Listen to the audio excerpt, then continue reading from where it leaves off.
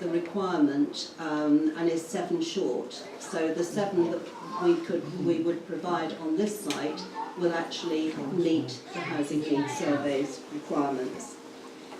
It's important to mention that this will contribute to SIL payments of 130,500, some of which, as you know, goes to the village. All the houses are bespoke. There's actually 11 different house types, which I will show you in a minute. We consider that it has low impact to the village, to the entrance of the village, because there are filtered views through the site. All the hedging is retained and enhanced, and there's a very comprehensive landscape scheme that's been provided. The public open space on the site provides children's play space and quality space for people to use. There's also a right-of-way going, which we are including to go through the site, so that you can actually, with a bridge across the Reen, so that you can actually go to the bus stop on the A38. It's sustainable. There's sustainable drainage. There is sustainable drainage system going in, and the runoff from the site will be less than agricultural runoffs. So the drainage system, I know some people are concerned whether it's going to create a flood risk issue. There are no flood risk issues, and that has been demonstrated through the presentation of the reports, which are all online if you want to look at them. Tonight I was going to go through them in a little more detail, but if I've only got 10 minutes, then obviously you'll need to refer to the planning plan. Site layout. Now, a few amendments have been made since we did the public consultation. The conservation officer, who has no objection to, and that's on the portal, wanted the houses at the end of the site to be separated so that you had a view through from a point on the public open space to the knoll. So those have been redesigned, which is the reason it's gone from 8 house types up to 11, to separate them so that your views through to the knoll are there. There's been quite a few alterations to the affordable housing layout, which is with discussions with Duncan Harvey, the housing officer. As you come into the site, you have an open market site number 1.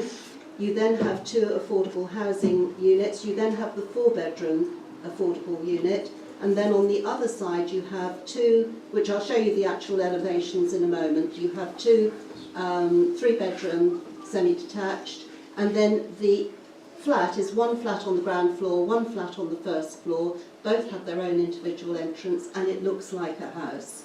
The design, although there are 11 different, it's a bespoke development, so there are 11 different house types, the design and the materials of the affordable housing is indistinguishable from the other houses. We've had comments about the fact that the affordable houses didn't have chimneys. We are actually looking at including chimneys on the 4-bedroom houses as well. Team of consultants I think you're all familiar with, because this was all shown at the public consultation. All the highway works are being done to adoptable standards. The private driveways off of the main estate road, those were the only ones that won't be adopted. There's the pedestrian footpath, which I've mentioned, going through to the A38. The visibility splays are within all the required distances from the A38 and meet all the requirements. Refuge vehicles can turn at the bottom of the site. As I've said, the extent of the adoption is the estate road, but not where it goes off into little cul-de-sacs. Drainage is for adoption and is designed to provide greenfield runoff rates which reduce volume runoff, so there is no flood risk issues. I think we just skip over the section 38 drawings because they're all on the phone. Now, coming back to flood risk very briefly, the critical requirement is to complete this, to design it so that it's in storm events of up to 1 in 100 years plus 40% for climate change, which is the required That's what our flood risk assessment tells you, and we put a brief addendum to the report that was prepared previously, giving all the full information that is required. So if you have any concerns about flood risk, I suggest you read that. If you want to address any of your concerns to us, I think you've all got our contact details. If not, we can provide them to you, and we'll be more than happy to explain any queries that you might have. Again, we're just talking about the fact that the flood risk measures that we've taken, there will be attenuation tanks on site. Some of it will go into the Reen, which is good for biodiversity, and all of it will have to be approved by the IDB and the various authorities. Archaeology, haven't gone into any depth on this because we've already had comments back from Charlotte Westwood, who's the Conservation Officer. Natural England have referred to her for the decision, and she has no objection. Landscape and visual impact, a very comprehensive scheme of landscaping has been done. We've even nominated the species, and they're all native species to the area, willow and so forth, so that it actually fits in. It's not, it's not Lalandi or things which don't fit with the area. The visibility of the new development, we have done modelling, and it's difficult because I'm sure people will have a different view, but it will be very well screened. It will not be in your face, and all the designs of all the units have been taken from and reflect houses which are already in the village, and I think all of you know that. As far as density is concerned, there's been comments about ribbon development. There are quite a few cul-de-sacs off of Brent Street. For example, Portland Place, Brent Close, Coomside, etc. were all fields at one stage. Ecology, all the ecology reports have been done. There's no protected species on the site, and an arboricultural assessment has also been done. There are no protected trees. The ground surveys are clean, there's no contamination, and the acoustic assessment says that the application meets all the BS requirements. Schedule of accommodation. Now I'd like to point out that all the units, including the affordable, all are larger than the national space standards. This isn't a policy requirement from Sedgemoor, but it is a preference, and all of them are of a certain size. On the open market ones, there are 6 different house types, and on the affordable there are 5 different house types. The affordable house types, which you'll see in a moment, reflect the open market ones, apart from the chimneys, but they reflect the open market ones, but some of them are semi-detached rather than being detached, but they really are well integrated and designed with the same materials.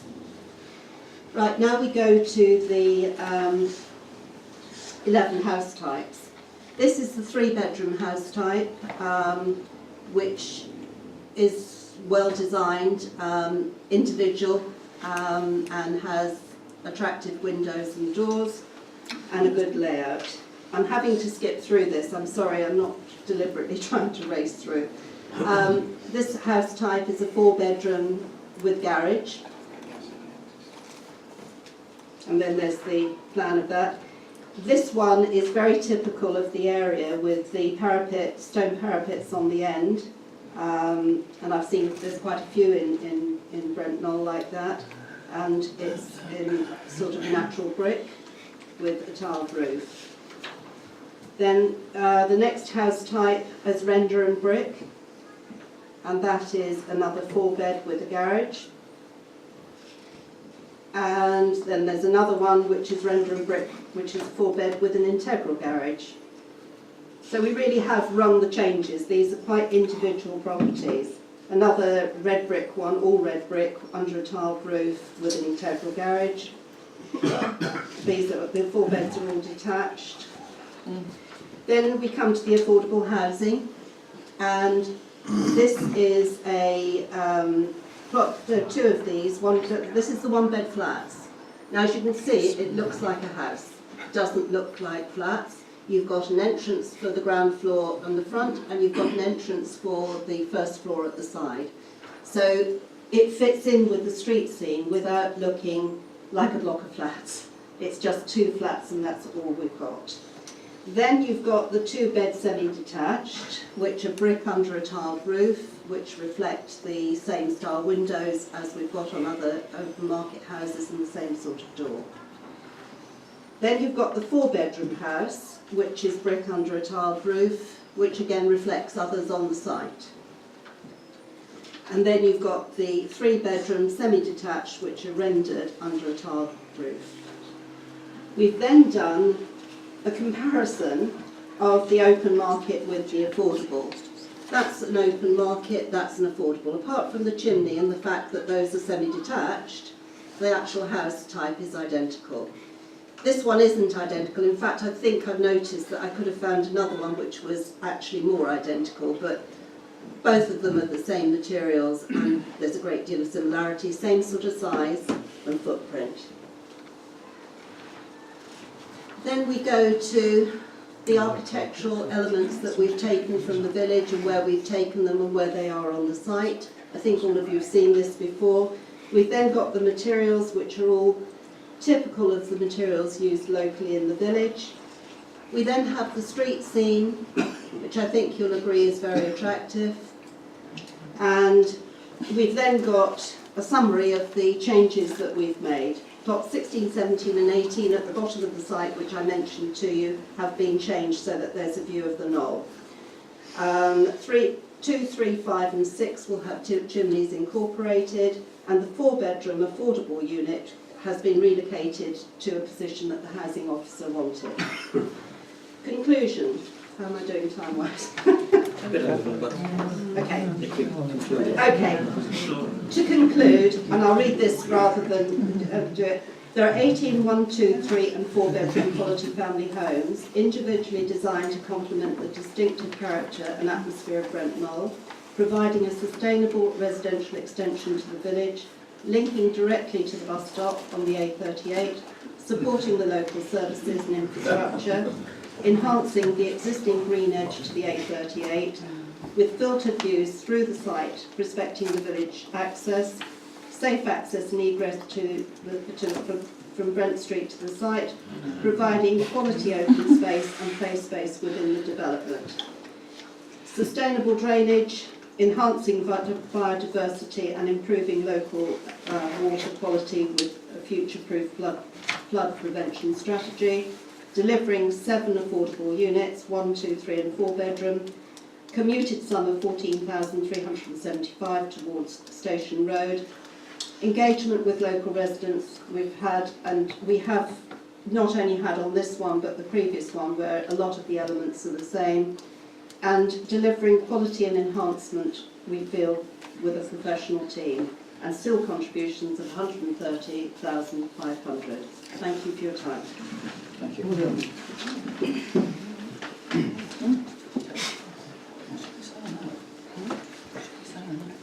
I believe that probably would have covered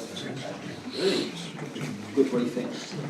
In no particular order, first come, first served. Janet Southwell. Right, I am reading this representing several of our neighbours. We strongly object to the planning application for the same reasons as the previous application, planning number 0717-0004, which was for less dwellings. In this new application, the agent has attempted to counteract all the valid objections raised against the previous application, but has in fact failed to successfully address any of them. For example, the entrance to the proposed site has not changed and is still far too close to the A38, situated right on the corner of Brent Street, in an extremely dangerous position where traffic enters the village at speed from the A38. A development of 18 houses, with probably at least 2 cars each, plus online delivery vehicles to and from the site will cause a significant increase in traffic, making it especially dangerous for pedestrians and cyclists with no pavement provision. In the planning document, the measure's only travel statement states one of the key requirements for a development site is that it should be accessible by non-car modes of transport. However, there is still no pavement, cycle paths, street lights or bus route through the village, and no pedestrian crossings across the A38. Parents walking their children to school from the proposed site or visiting the village amenities will be able to walk along the 500 metres of virtual footway with their backs to the traffic before joining the safety of the footpath for the remaining 500 metres. This is hardly supporting sustainable means of transport. It seems as if the site is overdeveloped with 18 houses in 1 hectare and is not, we don't think it's any way representative of the current housing in Brent Knoll. The agent claims that the proposed site will enhance the entrance to the village. A housing estate at the entrance to the village is totally detrimental to the landscape of Brent Knoll, out of character, and will spoil the appearance of Brent Knoll forever. Brent Knoll is a rural, historic village with a Grade 2 listed building neighbouring the proposed site. The knoll itself is an Iron Age fort, designated as a Scheduled Ancient Monument, the summit of which is owned by the National Trust, attracting visitors and walkers who come to enjoy the unspoiled countryside views and nature. The developer's answer to this is that plot 17 and 18 will be repositioned to open up the view towards the knoll. The fields and countryside in Brent Knoll are home to very many different species of wildlife, which should be protected. There are such as butterflies, woodpeckers, buzzards, hawks, badgers, and go on. And all have been seen in the vicinity of the proposed site. Some of these natural habitats will undoubtedly be destroyed. The area is in a flood zone 3. The fields and reams in this area are waterlogged in winter. The drainage system is already unable to cope when we have heavy rain. The various houses on the bottom of the village, we do have problems with the water. When it's heavy rain, the water can't flow away fast enough, causing the toilets to bubble and splash back up. Another 18 houses surely is going to, be an extra demand on the struggling system. There are currently about 14 houses for sale in Brent Knoll and 4 available for rent. Therefore, is there no demand for any extra housing in the village? This development is outside of the village development boundary, so is being considered yet again under the P4 core strategy policy, which states that P4 sites are really released in exceptional circumstances, usually for affordable housing, and a key element of the approach to these sites is the expectation that the local community will be involved in their development, rather than having development imposed on them against their will. There has only been one public consultation regarding this development, and we've had no canvassing by the parish council to the villagers as to what they think. And as you said, it was in August, where there is no Brent Knoll News magazine to tell us what is going on. A parish poll was suggested for the last application and perhaps should be considered again. In summary, this is still a totally unsuitable site for any development, too close to a very busy junction, detrimental to the appearance and landscape of the village, in the shadow of an Iron Age hill fort owned by the National Trust and neighbouring a Grade 2 listed building. Outside the village development boundary and contrary to the aims of Sedgemoor's local plan, with regard to sustainability. No bus service through the village, no pavement, no sidewalk path, no street lights. Therefore, in view of all this and above, we think the application should be refused.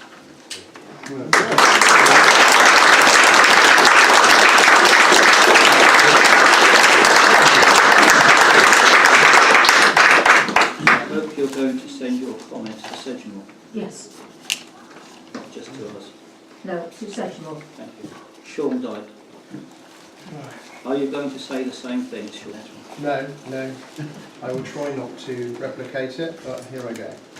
I am here to strongly object to the development of any kind at 2 Brent Street. My objections are as follows. This is a P4 planning application, and the majority of the village are against this application. Have the Parish Council canvassed any villagers about this before the vote this evening? The entrance to the development is far too close to the A38 to be a viable option for traffic generated by 18 houses. Fast-moving cars and lorries turning into the village will have to make an emergency stop to avoid the cars turning into the cul-de-sac. On wet days, they will have no chance whatsoever of stopping. The Keep Clear box will be blocked by queuing traffic leaving Brent Street. Brent Street is now the preferred way to get from Burnham to the motorway due to the queues on the Queen's Drive leaving Burnham at peak times. I have some photographs to prove the queues in Brent Street. This is taken on different This days. was on consecutive days last week. There is queues coming right through. White Cross Farm, opposite the proposed site, was made to move the entrance away from the corner of Brent Street for only 1 house, not 18. Despite the agent insisting that the application is sustainable, it clearly isn't. On the contrary, the application does not meet the requirements regarding sustainability in Sedgemoor's local plan. It has no pavement, no cycle path, no bus route through the village, no street lights and no pedestrian crossing in the main A38. In desperation to convince us the development is sustainable and tick the boxes of Sedgemoor planning, the developer is given vouchers dependent on the house size between £100 to £250 to every resident of the proposed development to buy a bicycle. What a shame there's no cycle path. Just in case you haven't read it. There is also providing a welcome pack to each new home, providing timetables and route maps for public transport, particularly buses. Whoops! Hasn't anyone told the developer there isn't a bus through the village? There is also a notice board on the estate providing information of travel routes, bus stops to be updated by the Parish Council. From our own research, it is 1 hour 47 minutes to get to Burnham via Bridgewater on the Falcon bus. And at Bridgewater you get on the 21 that takes you back to Burnham. Is that sustainable? Just because the agent keeps seeing the word sustainable, it doesn't mean it is. The measures only statement, traffic statement of 2016 conducted for Colne refers to the 500 metres of virtual footway before reaching the actual footpath. I suggest a virtual housing estate to match the virtual footway. Now on to the drainage system. The foul sewer was put in the 1970s, designed for properties in Brent Street at that time. Since then, Sanders Garden World has added a pumping main across the A38 and joined the beginning of the sewer and also the Fox and Goose, all increasing the sewage load going into Brent Street. We live at number 12 Brent Street, have problems with bubbling toilets in times of heavy rainfall due to the older properties having the storm and foul waste entering the sewer together, overwhelming the system, forcing air and gases back through the sewer, and our toilet gurgles all night until the rain stops. We are only 12 houses into Brent Street, so with the 18 mobile homes that have been passed at the Fox and Goose land and the extra 18 homes from Colne Development, will effectively be 36 houses on the demand placed on the sewer, which hasn't been designed for the amount of load. The mains needs to be upgraded along Brent Street if major developments of this size are being considered in Brent Knoll, the existing infrastructure was not designed for that capacity.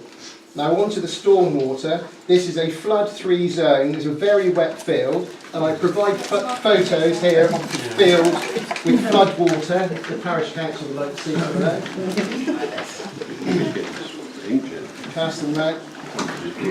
It's a very wet field. As you can see by the photos provided, our field nearby is waterlogged all winter. The proposed drainage scheme has several problems. The attenuation crates are placed under driveways, encasing them in a waterproof membrane and buried in clay soil. With a high water table, the groundwater will win out over time and flood the crates. This will not do the job intended, adding to flooding into the reeds. Every house base means less ground area to soak up the rainwater. And finally, to the members of the parish, the members of the parish council and residents of this village too. I'll read that again. Finally, the members of the parish council and residents of this village too, they take pride in the village, planting daffodils at the entrance for all to enjoy and making the village a nicer place to live with their hard work and dedication. So I urge you, please, to vote against this application and be remembered for the good things you have done for this village, not for the inappropriate development which will blight the entrance to the village forever. Thank you for listening.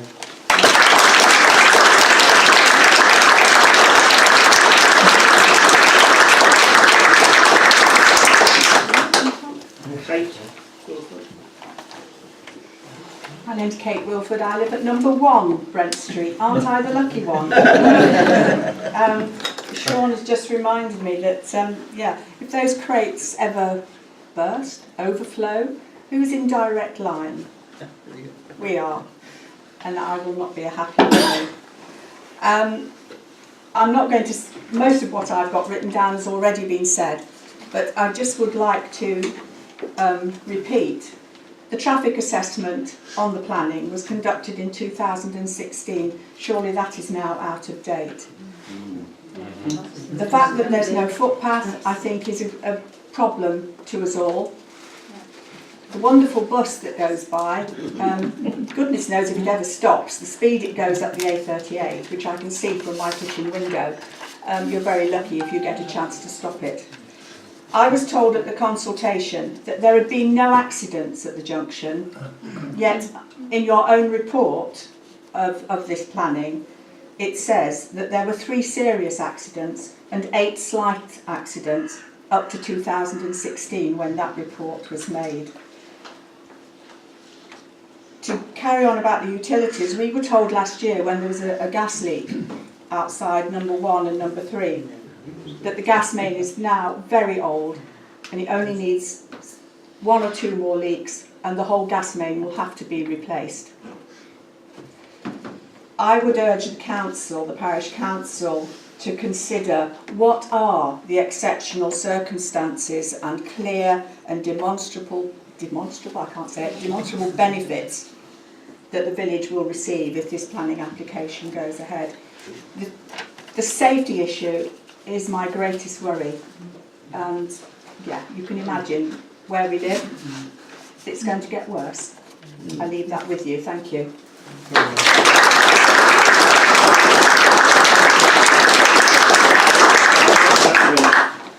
Do you want to say something? Me? Yes. I thought I was reading this on behalf of Becky Boston. Oh, beg your pardon. Sorry, Becky Boston. I'm reading this on behalf of her, so I will read it as she's given it to me. She is number 6 Brent Street. We would like to express our strong objection to the proposed planning application 0718 00021 at number 2 Brent Street, Brent Knoll. We object to the location, which is outside the village boundary and therefore requires P4 planning permission. Affordable housing is listed as a benefit to the community, this time after the original proposal of junction changes by the Fox and Goose as a benefit was withdrawn. The current scheme does not meet the 40% affordable homes required by 1.1%. To offset this, Colne Developments have offered 14,375 to the local authority. or to convert one house to meet the needs of a local resident with a disabled occupant. According to Colm's planning submissions, this has already been agreed to, but this does not meet the criteria for P4 planning. P4 planning also requires access to the local community. Despite concerns raised last time, Colm developments still have not solved the issue of the narrow, fast and dangerous section of road into the village with no safe access or footpath to the village shop, park or pub, not to mention their reference to access a local bus service that hasn't existed for years. Planning also needs to consider traffic generation and road safety. The access and egress to the proposed development is dangerous and does not take into account the fast exit from the A38 into the village, meeting with stationary vehicles waiting to enter the development but blocked by queuing traffic. The narrow section of Brent Street also compounds this issue for large vehicles turning into the development. This issue has been raised on the development on Station Road and access movement, yet this location has a much lower volume of slower traffic. The final point of planning is with regard to appearance and the character of the area or street. It is without doubt that this development as a whole will alter and spoil the characteristic of the entrance and surrounding area views of our village. We hope our parish council does not lose sight of the fact that we are fortunate to live in a beautiful village whose entrance we are proud of. A lot of time is spent keeping the grass neatly mowed and flowers in bloom and neatly maintained throughout the year before you drive under the canopy of trees and into the village. Please do not ruin this forever by blotting our landscape and building houses on the entrance to our village in a knee-jerk reaction to meet our housing criteria. Without a village design scheme or parish planning cannot really be justified.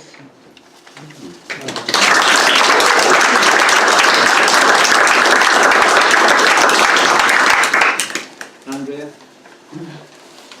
Thank you. First and foremost, we all want to make it extremely clear that we don't want to have any kind of development on the land next to Brent Street. We've all examined the plans and we all know that we want to strongly object to any kind of development on this location. As stated in the Good Councillor's Guide, the job of the council is to represent the issues, the interests of the whole of the community, and not the personal feelings of the parish councillor about the application and the applicant or the developer. Currently there are 14 properties for sale within a quarter of a mile of Brent Knoll, which signifies there is not a shortage of homes available. However, the village has identified a small number of affordable properties would be deemed appropriate to support the village housing need. Several sites were duly identified quite a few years ago, and as parish councillors we selected 3 to move forward for consultation. 2 Brent Street was actually on that list and it was deemed as not being suitable by the parish councillors at that time. So we were never going to take that site forward. The parish council has already agreed to spend a considerable amount of money to provide affordable homes for our local people and key workers, which can be fully met by the much more appropriate scheme at Station Road. Indeed, Somerset is top of the league for delivering affordable homes. You have repeatedly, Colm Residential have repeatedly stated that they are going to succeed in obtaining this planning permission, and they have bought the land because they believe that they will carry on pushing us down and down until they get their way and they build on this land. The reasons to not support this application, here's valid reasons not to support, all the yellow ones highlighted, and we're going to give one of those to each councillor, is actually valid right now to object to the planning. I would like to say, I live in number 4 Brent Street, I live next door in the listed building, and we have spent an awful lot of money to actually get that house looking as a village should expect. It is listed, we have spent an awful lot of money, and I certainly didn't want to come and live next to a housing estate.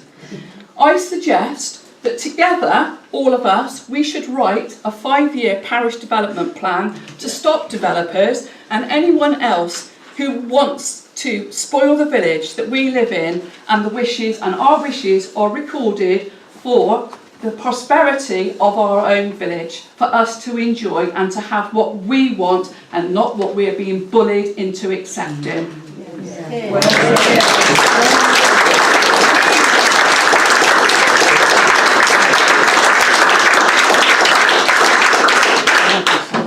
Martin Shiner. Chairman, councillors, I would like to reiterate, I would agree with everything that's been said.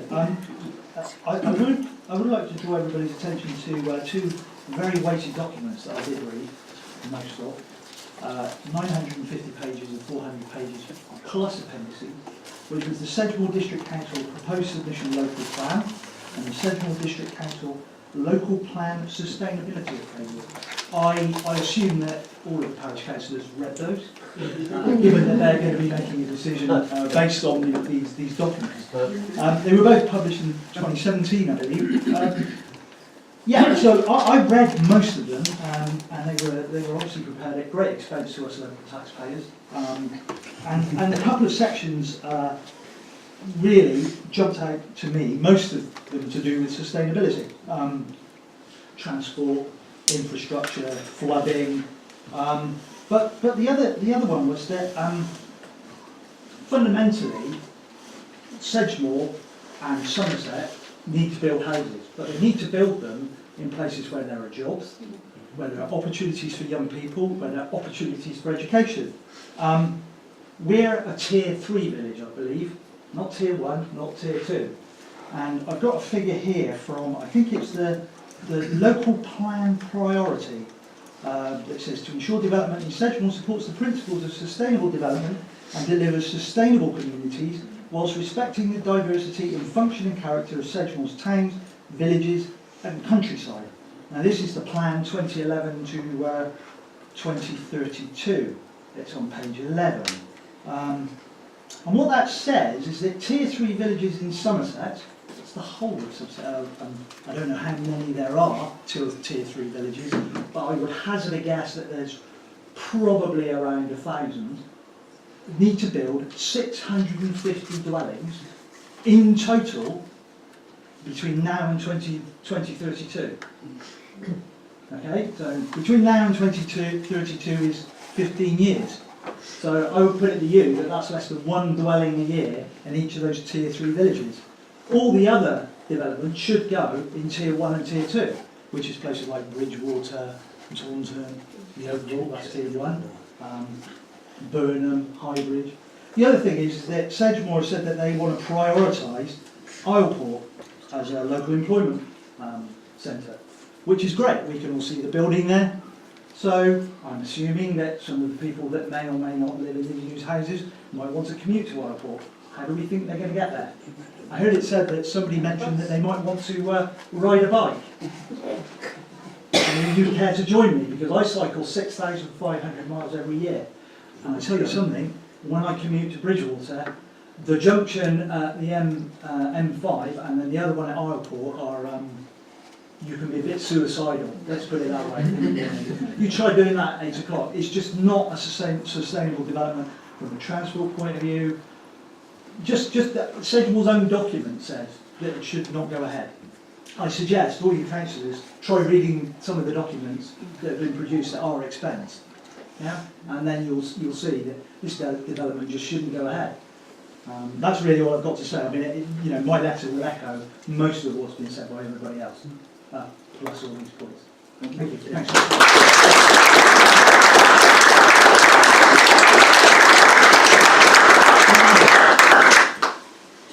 Tony Walker. Good evening to you all.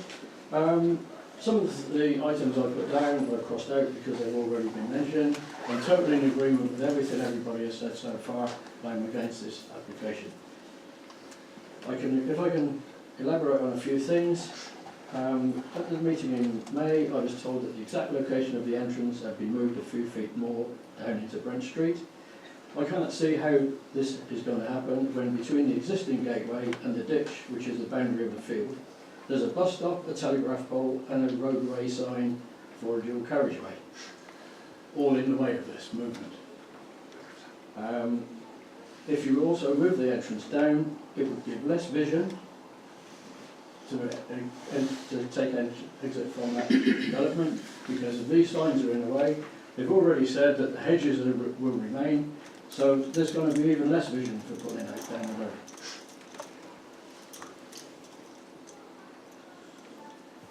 Brent Street cannot be widened at this point either, because of the telegraph poles, a great number of them on either side of the road as well. You've had photographs passed around which I'm pleased to have seen. They weren't from me, but the comment I would make about that is that last Friday, when I returned home from work at 4:45, there were lots of traffic from Weston-super-Mare, as is normal for the time of day these days. I turned into Brent Street and there was such a lot of traffic there, stationary, I decided I'd make a count. I counted 23 cars, one van and a lorry stationary waiting to turn out onto the A38. My wife returned home half an hour later and down to our house was fully stationary. I live at number 36, which is about 250 yards down from the junction, and she was unable to pull into the driveway because of these stationary cars. For anyone that doesn't recognise me or the address, we're probably known for 250 yards down, a house on the right hand side, same as the development, with the flowers in the front garden. I'd like to give you an example of an incident at this location. Somebody's just commented that there is no record of any accidents at that spot. A small car heading up the junction to the A38. Car comes down from Highbridge, turns into Brent Street and hits the other car and pushes it backwards into the hedge by the ditch of the field and the first house. Number two. Number two, am I on the right side of the road? Yes. Right, number two. Pushes his car backwards into the hedge by the ditch of the field and the first house. It then moves over and hits the car, which is facing down into Brent Street. It's parked outside his own driveway in front of number 3, is it? Isn't it on that side of the road? Mr. Harris. It then moves over and hits the side of a car parked in front of that.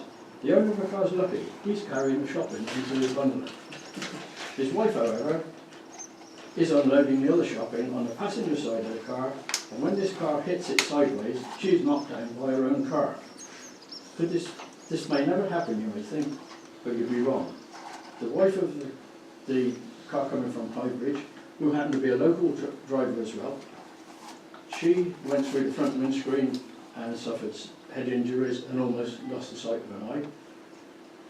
Mrs. Howe suffered leg and head injuries and still carries the scars today. And the other car driver was off work for a week with cuts and bruises. I did manage to sell my car eventually for £5 for scrap. That was all that was left for it. My point to all this is that the cars are very much bigger than that today as they were years ago, and Village Street has not and cannot be made wider. So when next you stop at the junction at the end of Brent Street, waiting to get onto the A38, please notice how close the cars turn off the main road are to you, and it's frightening. Also, this planning application will simply make things more dangerous. One last sentence. Also, it doesn't comply with any of the recommended considerations of the local planning policy criteria. Thank you for listening.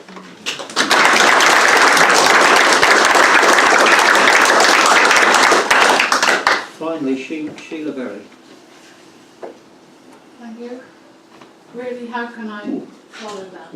I mean, the first two people have said almost everything that I have written down.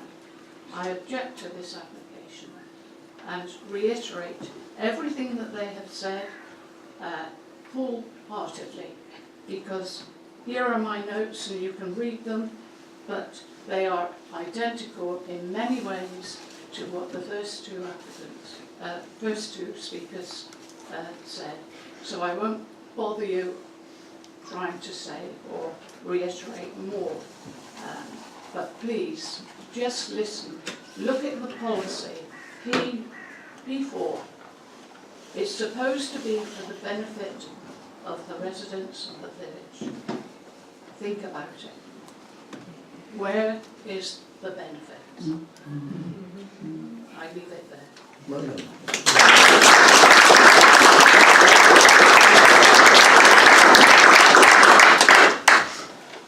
Thank you all for your comments, which I'm sure my fellow councillors, as well as myself, have noted. And I would confirm that all your points are well made. We're now going to move on to the formal meeting. I would urge you, even if you have the need, please don't interrupt or cajole or whatever you want to do. Just please recognise that we'll try to do this in a professional manner and we will proceed. First of all, I should just say, as a point of record, our clerk, Owen Colwick, is unfortunately away because she has a medical issue, potentially serious, and so we have stand-in Richard Young. First of all, we're going to receive any apologies for absence, and the only apologies we've got is Andrea Burkett.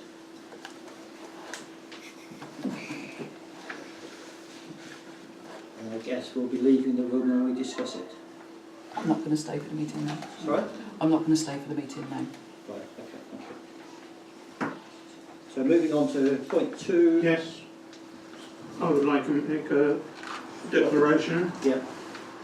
It has been suggested that as I am on the Sedgemoor Housing Register, I should declare an interest, a vested interest. However, should a property become available and I was offered the opportunity to bid, I would decline and renounce my rights as such. The above was penned after taking professional advice. Can we just clarify that, Malcolm? You are referring to This development. this proposed development? Yes. Not Treble 021. Thank you. Is there any other people that wish to make a declaration, please? David? Pecuniary interest on planning double 0718 00017. 18? I haven't got 18, sorry. We've got 17. 17. Yeah, 17. Yeah. 4G. 4G. Yeah, well, that's a personal interest because you've got under the issue committee. Yeah. Well, Same with 4G for the personal interest for the village hall for both members of the committee, and on applications 19, 20 and 17 to avoid predetermination at the central level should it come to committee. And just to clarify, as I have before, I'm not declaring that interest on 21 because I am already, as a parish councillor, being involved in discussions and therefore wouldn't be able to get involved at the central level anyway. thank you. Right, moving on then, so the next item is 0718 00021, which is an issue that is causing particular interest. As I've said to council, my first intention is simply to go around the table and ask councillors for their views, pros and cons. And if we start with John and go that way, if that's all right, John, is that please? Yeah. Obviously there's a lot of discussion about the Brent Street. There is no doubt that the lack of a pavement is an issue. But I'm not certain that that is a planning objection to the site. If you look at the site, I think it can be said that the provision of low-cost housing does fulfil the planning considerations for a P4 site. I think that the developers have seemed to have looked at most of the problems.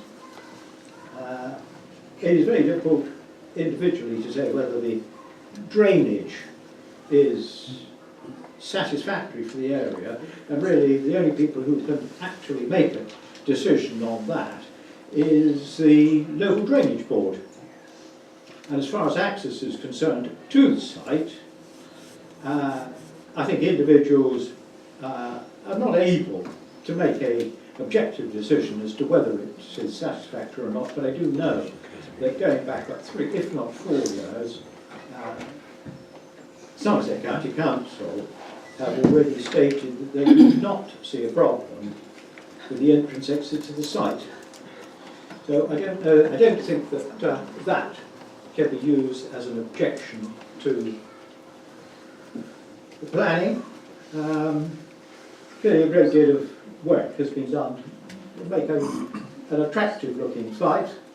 I know that some people have said that if it was allowed to go ahead it would be the thin end of the wedge, but it is a closed site, and so therefore there won't be any further development through and from that site, so I don't think it can be used as an objection.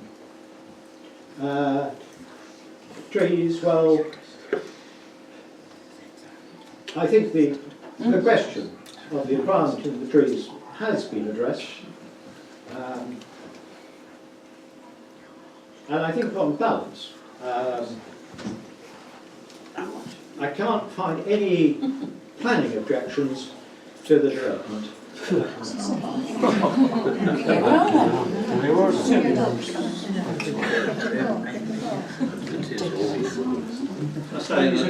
Just to clarify something, ladies and gentlemen, none of us in this room are expert planners. We are given guidance on criteria for planning and the various considerations that the planning committee will look at. Some of the things that have been said tonight are not planning issues. So please don't laugh at comments made by councillors. Colin, please. Thank you, Mr. Chairman. I've thought long and hard on this, so I'm going to make a pre-prepared statement, and it will, unfortunately, replicate some of the things we've already heard, but I think it's important that we as a council all recognise that it's our role as councillors to assess this planning application purely on planning criteria only. We can't be swayed by matters of the heart or emotions in this decision. It must be purely on legitimate planning grounds. And I hope that those here present appreciate the difficult job we've got to do. Also, prior to this meeting, there was a lot of, I don't know if people realise this, but there was a lot of email traffic to the councillors of Brent Knoll Parish Council, which contained a lot of misinformation, and I really object to this because a lot of those emails were quite unsolicited and I should not have received them. And so I want to confirm my own position, and I hope other councillors will recognise why I'm doing this. But number one, I have not been contacted or consulted by Colne Developments or Property Link. They have not sought my views or preferences at any time. I have received no bribe or been offered a bribe by Colne Developments or Property Link that would seek to induce me to support this application. I have not encouraged Colne Developments or Property Link in any way to present this revised application. And that's most important. I make that very clear, and I think the people know who I'm addressing this to. The site in general. The site has come forward under a P4 policy. which allows for development next to the development boundary, as long as they provide a community benefit. The policy states that 40% of the houses should be affordable, and the need for affordable housing should be evidenced by a local housing needs survey. The Housing Needs Survey of Brent Knoll shows a need for 14 affordable units, thereby allowing the current application to come forward as a community benefit, as it partly meets a proven local need for affordable housing. The second important point is that the P4 policy allows for a local allocations policy to be agreed and made as part of the agreement with the developers and future housing association operators. Thus, we are able to ensure that homes become available to local people already living in the village, those working in the village, or those with close family connections. Our local needs will therefore be prioritised. The design. The design of this development has been carried out, in my view, to an acceptable standard. Many of the elevations shown in the plans have incorporated features from the older properties in Brent Knoll. The design is therefore sympathetic to the local area. Materials are in accordance with those designs and the layout appropriate. I note that the properties in general will not be seen from Brent Street due to the proposed road layout, which I'll comment on later. Highways considerations. The site in general shows adequate provisions for garages, parking and visitor parking. There is also adequate turning area in the development. 3 issues have been expressed by residents. Number 1, there are no pavements or footpaths for pedestrians to walk down this stretch of Brent Street.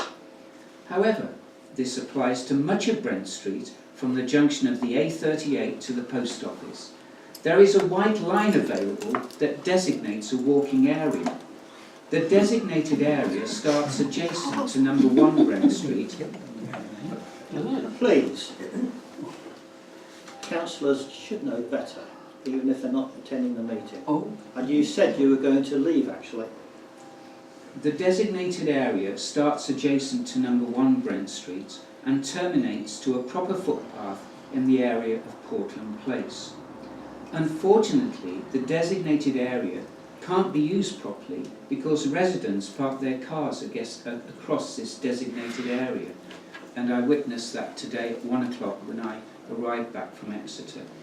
I do not believe that this point would be sufficient reason to deny this application. Number 2, serious highway safety, as the proposed access is only 39 metres away from the busy A38 junction. This point was raised at the time of the previous application. At that time, it was resolved that a hatched area be established to control access to the exit area onto Brent Street and the A38 junction. I note also that Somerset Highways have not commented on this matter, and I feel that this is an important element that needs to be addressed. The entrance to the site needs to be fully surveyed and investigated, together with its impact on the Fox and Goose junction. This should be a condition precedent to the development proceeding. Number 3, there is no street lighting. There is no street lighting at all in the village of Brent Knoll, and I do not believe this point would be sufficient to deny this application. Landscape impact. The following point has been raised. Visual amenity will be completely spoilt at the entrance of our Ribbon village in a Tier 3 settlement, with the first view being a housing estate. The planning documentation shows the access road being curved, thus concealing a large part of the development from Brent Street. I refer to drawing 3174F and 500F. No properties will be seen as you enter the village, but a minimum of 3 will be seen as you leave. There is the other point raised, there is overlooking a loss of privacy to adjoining neighbours. I do not find this a planning objection that I can support. I refer to the conservation report from Sedgemoor District Council, in particular the impact on Croft House, 4 Brent Street, Battleborough Farmhouse and Brent Knoll Ancient Monument. Following discussions